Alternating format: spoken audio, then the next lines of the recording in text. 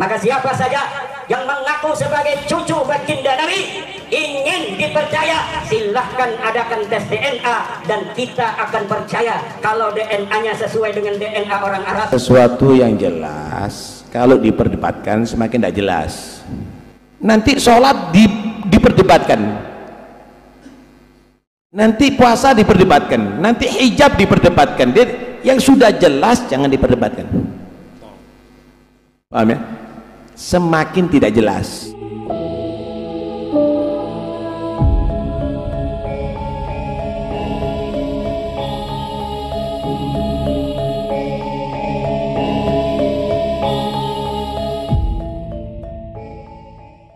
Sesuatu yang jelas kalau diperdebatkan semakin tidak jelas.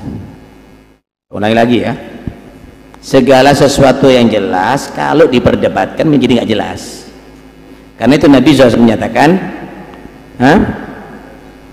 ma ballaghumun ba'da hudan illa kanu utul jadal. Tidak ada manusia menjadi sesat setelah dia tadi itu tahu kebenaran kecuali karena banyak debat. Paham ya? Nanti sholat diperdebatkan, nanti puasa diperdebatkan, nanti hijab diperdebatkan. Yang sudah jelas jangan diperdebatkan. Paham ya? Semakin tidak jelas itu namanya syubhat. Syubhat itu orang yang membuat keruh, membuat gaduh. Paham ya? Membuat gaduh. Ya jangan mau dong, udah bersih, udah jernih dibuat gaduh mau. Gila saudara. Karena itu kesesatan itu terjadi setelah jelas karena banyak debat.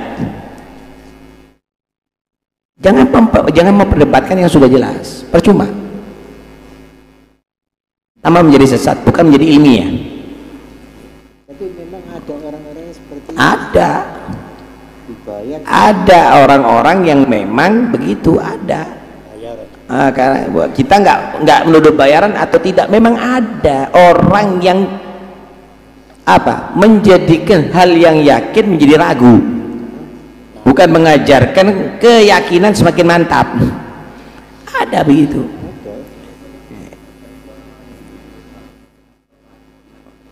Begini loh saudara, kalau ada orang yang tidak mengerti masak kemudian dia makanannya nggak enak, itu adalah hal yang biasa, nggak mungkin akan diperdebatkan. Tapi ketika ada orang yang dia tadi itu ngerti masak kemudian masakannya ndak enak, itu berarti ada tujuan, mungkin merusak restorannya itu, pelanggannya supaya ndak laku, supaya tokonya nggak laku. Sama dengan orang awam ngobati orang sakit kemudian kok sampai tambah parah, itu biasa. Tapi kalau orang yang ahli, dia mengobati atau operasi sampai mati atau tambah parah, jangan-jangan dia itu adalah malpraktek. Ini menjadi masalah. Itu biasa. Yang merusak ilmu itu orang yang tahu ilmu, yang mempermainkan hukum itu orang ahli hukum. Yang malpraktek itu adalah dokter. Kalau orang bukan malpraktek, kalau orang bodoh di pasar mau praktek, ya pasiennya yang keliru. Paham ya? Hal biasa itu, hal biasa. Nggak perlu kita bingung ya. Jadi kalau sudah jelas, kenapa harus berdebat? Nih, ini baju apa warnanya? Putih. Ada orang sekarang itu bukan putih, itu coklat atau itu abu-abu. Inti mau bingung, tinggalkan menyatakan, oh orang ini nggak jelas ini matanya nih. Ternyata matanya yang tidak beres, selesai. Ada apa? Nah, karena itu nggak perlu kita ribut sebetulnya. Ada apa ribut gitu loh? Orang 7, orang 8, buat apa bingung gitu loh? Nggak ada urusan. Karena itu Jangan hanya sibuk dengan itu semuanya. Belajar ilmu yang benar. Hah? Belajar ilmu yang benar. Ini semuanya akan berlalu. Nah, ini semuanya akan berlalu. Tidak ada membuang waktu lah Anda kalau membahas itu aja, capek nantinya, sayang lah ya, sayang. Silahkan Anda mau berusaha, silahkan sekuat Anda, dan yang bayar kalau ada bayarnya, silahkan keluarkan banyak duit Anda, tapi Anda tidak akan bisa meruntuhkan kebenaran dari Allah, nggak akan bisa. Silahkan, dan itu bukan hal yang baru, itu juga dari dulu juga ada, nggak ada masalah, biasa lah itu, biasa. Saudara, tak kasih tahu ya, yang bersaing dengan penjual es, sama-sama penjual es, tidak mungkin penjual bakso. Penjual bakso dengan penjual es bisa kerjasama. Yang bersaing dengan penjual bakso sama-sama penjual bakso. Yang bersaing dai itu sama-sama dainya. Yang bersaing dalam ceramah ya sama-sama penceramahnya. Itu biasa ya, itu biasa. Tinggal kamu merasakan mana yang nikmat, bakso mana yang nikmat, es mana yang nikmat, mana yang halal, mana yang baik, tinggal kamu yang pilih. Tinggal kamu yang pilih. Monggo silakan. Kalau Anda misalnya senang dengan bakso mercon, monggo. Kalau Anda ingin merasakan bakso misalnya pedas, silahkan. Anda bisa pilih. Tidak ada masalah. Tidak ada masalah. Tetap aja lanjut. Tidak ada, lanjut. Biarlah. Tapi tidak mungkin. Wallahu ghalibun ala amri. Allah pasti menjadikan yang terbenar, yang diridhoi oleh Allah pasti akan, itu adalah unggul. Ada orang dia tadi itu terpengaruh, ada orang dia itu mempengaruhi. Paham ya? Ketika menjadi jelas bahwa itu tidak benar, ya orang akan berubah lagi.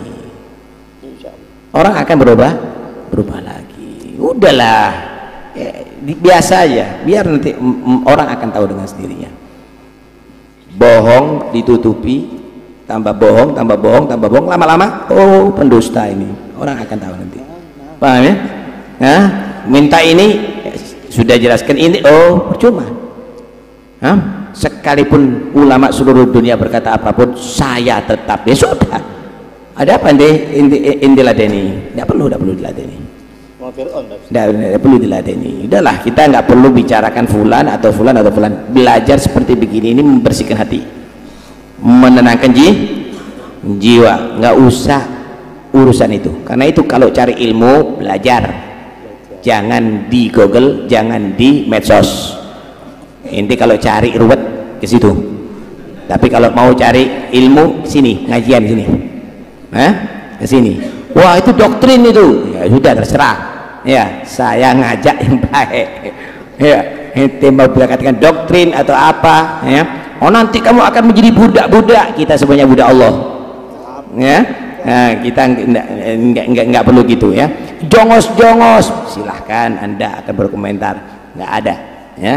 Kita akan menjadi umat Muhammad yang bersatu karena Allah, berpisah juga karena Allah, berkumpul karena Allah. Alhamdulillah kita kumpul ada di masjid, kita sholat berjamaah, kita bahas ilmu agama. Alhamdulillah, udah cukuplah, kita nggak perlu macam-macam. Silahkan Anda membahas ilmiah, tapi Anda tidak meladeni, Anda tidak pernah hadir, Anda hanya keluar-keluar. Kita DNA. Saudara, sekarang saya mau tanya, ini, tak kasih gambaran kamu. Mereka yang sudah melakukan DNA, coba suruh minta ke nagobah yang ada di dunia ini, bisa diisbat nasab dengan DNA-nya dia? Bisa, saudara. Ini ngawur. Oh, dia menyuruh misalnya yang Sayyid ini DNA. Oke, kamu yang sudah menyatakan DNA kamu benar, coba minta ke nagobah di seluruh dunia, bisa ndak kamu dianggap Sayyid dengan DNA kamu? Nggak akan diterima. gitu loh.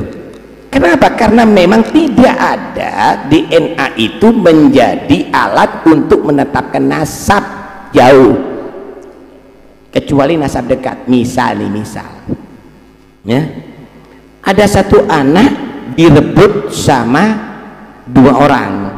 Ini anak saya, bukan ini anak kamu, ini anak saya, ini. Yang satu mati, yang hidup ini direbut. Caranya gimana? Lah, ini akan diperiksakan dengan DNA-nya. Nanti DNA ini mendukung. Nasab dekat begitu, nasab jauh nggak bisa, Wan. Jangan mau digoblok-goblok, paham ya? Nggak bisa, dalam agama nggak boleh juga itu aja. PG pakai kitab apa yang dipakai? Ayo kalau mau DNA, lalu menurut kau itu yang sudah DNA-nya, coba yang diminta sama Nagib yang lainnya, siapa yang meresmikan kau? Nggak akan bisa meresmikan dirinya sendiri dengan DNA-nya sendiri. Ya, karena itu udahlah, nggak ilmiah sama sekali. Ya, ini kalau anda mau lelucon silakan. Tapi kalau anda membahas ilmiah, ya anda harus membahas dengan pakarnya. Ya udahlah, ya nggak usah ini kenapa sih urusan gitu mumet terus itu? Nggak perlu yang tinggi urusan gitu, udah nggak perlu, udah bubar, ya udah bubar, nggak ada ilmiah lagi. Bahas kitab yang nggak bisa, bahas ini udahlah, udah capek ya. Terus saja pengajian seperti biasa, oke? Ya, khair. Maka siapa saja yang mengaku sebagai cucu baginda Nabi ingin dipercaya, silahkan adakan tes DNA dan kita akan percaya kalau DNA-nya sesuai dengan DNA orang Arab, sesuai dengan DNA Bani Hashim, sesuai dengan DNA daripada Bani Abi Talib, ayah daripada Sayyidina Ali karramallahu wajhah. Karena apa, saudara-saudara? Hari-hari ini banyak orang yang mengaku-ngaku sebagai cucunya baginda Nabi besar Muhammad, kemudian mereka datang untuk memecah belah umat. Ini sudah sampai kepada titik yang sangat mengkhawatirkan. Ulama selama ini diam. Kenapa? Karena selama ini belum ada indikasi umat Islam terbelah. Kalau dia ngaku cucu Nabi untuk mempersatukan Islam, urusan ngakunya pada cucu Nabi itu urusan dia dengan Allah. Tetapi mempersatukannya itu ada nilai manfaatnya. Kalau dia ngaku cucu Nabi, mengajak orang-orang tiga raksa untuk salat 5 waktu, mengajak umat Islam untuk berpuasa, mengaku cucu Nabi untuk mendekatkan diri kepada Allah, mengajak umat Islam untuk mendekatkan diri kepada Allah, itu tidak ada bahayanya, kita biarkan. Tapi kalau dia mengaku cucu baginda Nabi, kemudian datang untuk memecah belah umat Islam, maka kita akan uji sampai mana kebenaran bahwa dia cucu Nabi, baik secara ilmu nasab, secara silsilah dari kitab-kitab abad ke-5, abad ke-6, abad ke-7, abad ke-8, abad ke-9 Hijriah. Kita jadikan pedoman untuk mengukur keabsahan daripada nasab seseorang yang mengaku sebagai cucunya baginda Nabi. Kalau secara silsilah dari kitab-kitab yang terpercaya, dia terkonfirmasi sebagai cucu baginda Nabi, baru kita percaya dia sebagai cucu baginda Nabi. Apalagi kalau berani tes DNA seperti keturunan daripada Syekh Abdul Qadir Al-Jilani. Tapi kalau orang yang sudah tidak terkonfirmasi sebagai cucunya baginda Nabi, kemudian datang ke umat Islam untuk memecah belah umat Islam, dia mengaku-ngaku cucu Nabi di hadapan publik, ini punya konsekuensi besar terhadap agama Nabi besar Muhammad sallallahu alaihi wasallam. Apalagi dia menjadikan umat Nabi Muhammad dijadikan sebagai budak, bukan diangkat derajatnya, tapi dijadikan sebagai budak-budak manusia, diajak demo yang tidak ada manfaatnya, bukan demi agama, bukan demi Rasulullah, bukan demi apapun yang bermanfaat bagi yang diajak, tetapi hanya demi namanya semata, maka ini memanfaatkan umat Islam untuk kepentingan pribadi. Para ulama tidak boleh diam lagi. Para ulama harus menyelamatkan umat Muhammad sallallahu alaihi wasallam yang telah diperdekakan oleh Muhammad sallallahu alaihi wasallam. Ulama sebagai pewaris memiliki tanggung jawab untuk menjaga umat Islam ini dari perbudakan manusia. Kalau dia mengaku cucu Nabi di hadapan publik untuk memecah belah, boleh bagi siapa yang mendengarnya untuk datang ke polisi untuk melaporkan dia melakukan kebohongan publik, biar diuji di pengadilan apa betul dia sebagai cucu baginda Nabi besar Muhammad sallallahu alaihi wasallam. Tapi kalau dia hanya mengaku cucu Nabi, mengajak orang untuk sholat, mengajak orang untuk puasa, mengajak orang untuk bersatu, mengajak orang untuk memuliakan ulama, maka kita biarkan.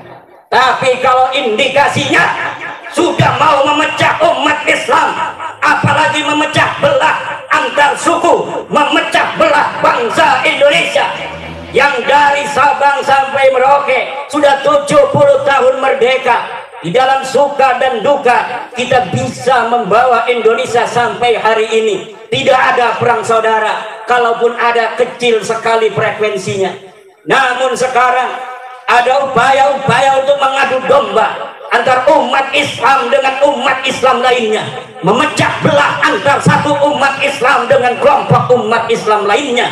Ini tidak boleh dibiarkan oleh para ulama, tidak boleh dibiarkan oleh para santri. Para ulama harus ngomong, para ulama harus bersuara untuk menjaga iman, menjaga persatuan umat Islam Indonesia yang kita cintai, yang bagi seluruh para santri Nahdlatul Ulama mempunyai tanggung jawab besar untuk menjaganya, seperti apa yang diamanahkan oleh Mbah Hasyim Asy'ari, yang diamanahkan oleh ulama-ulama Nahdlatul Ulama, bahwa NKRI ini adalah warisan yang harus dijaga, tidak boleh dipecah belah lagi.